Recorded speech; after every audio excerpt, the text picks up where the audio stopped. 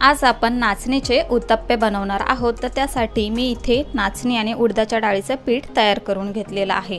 तर हे पीठ मी कसं तयार केलं तर आपल्या चॅनलवर मी नाचणीच्या इडलीची रेसिपी दाखवलेली आहे।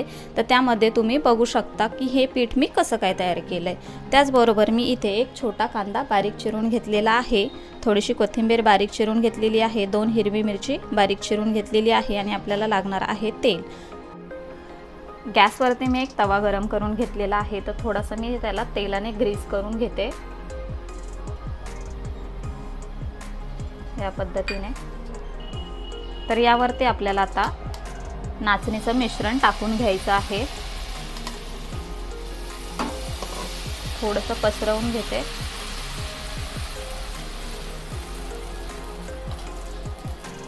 वरतून आपल्याला थोडासा कांदा यावरती टाकून घ्यायचा आहे, हिरवी मिरची आणि बारीक चिरून घेतलेली कोथिंबीर।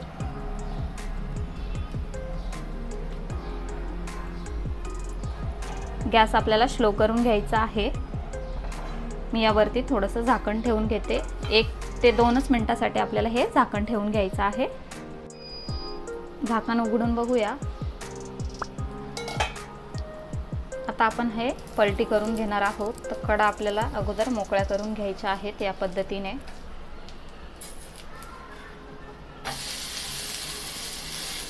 दुसऱ्या बाजूने सुद्धा आपण हे थोडंसं शिजवून घेणार आहोत।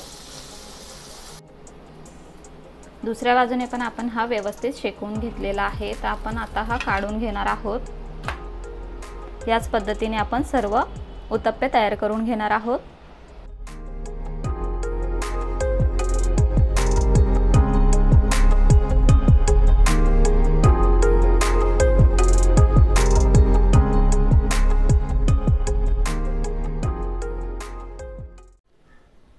तर अशा प्रकारे इथे आपले नाचणीचे उत्तप्पे तयार झालेले आहेत।